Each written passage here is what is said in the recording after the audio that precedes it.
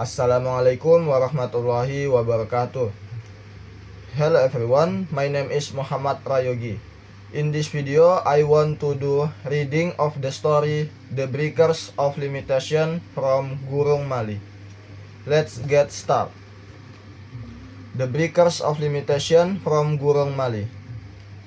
One night in the village of Gurung Mali in Sintang district of West Kalimantan. The night was colder and darker. There was no light at all. The enchanting beauty of Gurung Mali village during the day felt short and the night was very long.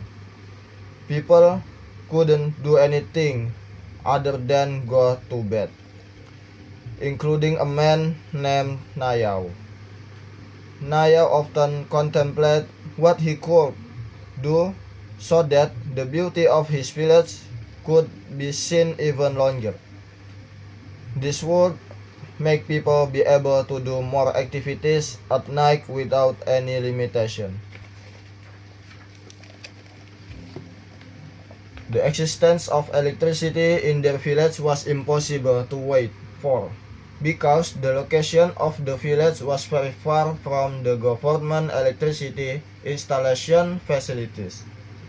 Nevertheless, it did not make Nayau be in despair. When other people could only accept the situation, Nayau began to gather his friends to do something for the sake of the light for their village and for breaking up the limitation they had. There was a faintly heard conversation among a group of men and women. They gathered before the campfire while roasting corn and drinking hot tea. "Your idea is impossible, Nayau," said Pai. "How can we build a micro-hydropower plant? How much money must it cost to build it?"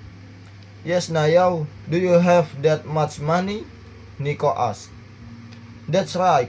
Moreover, the distance of our village from the Filing River is also very far, Nayau," Pai scolded. Nayau smiled and said, "Yes, I don't have much money, friends, but if we work together, nothing is impossible. This is for our goodness. Our village can be bright and beautiful at night, and we can also do more productive activities at night without any limitation like now." "If we don't have money, how can we build a ditch to drain water from the Filing River, Nayau?" asked Kosa, a woman engrossed in adjusting the position of the wood in the pit. "We can try to use wood, as it is cheaper," said Nayau.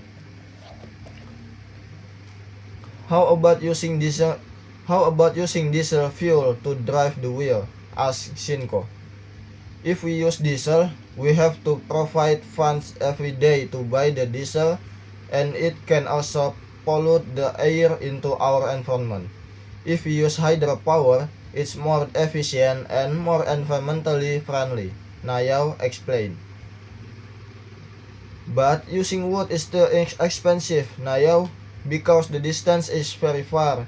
We need to buy a lot of wood to build the trains," said Apoy. "Building the windmill also requires a lot of money," Nayau said. "No. We can borrow the material first. Then we can pay it in installment," said Nayau.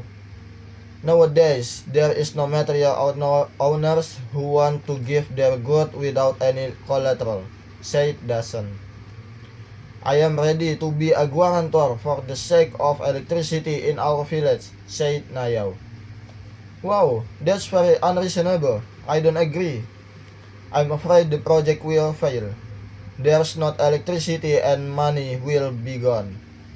For the worst scenario, we still need to pay for the materials," said Miso, who had been silent for a long time. Then some people left the group. Only a few remained. They were still sitting quietly.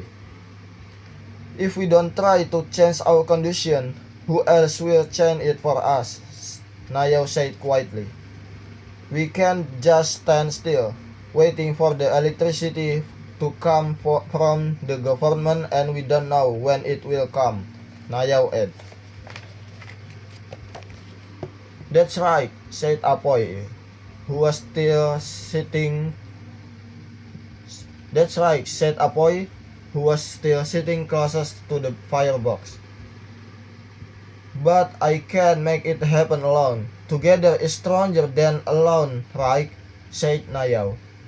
Yeah, let's do it together. I'm ready to help, said Supardi. We can also help. The women's troops are ready, said Nino, the youngest woman among the others. Come on, we can do it together, Hisako said, clenching his fist.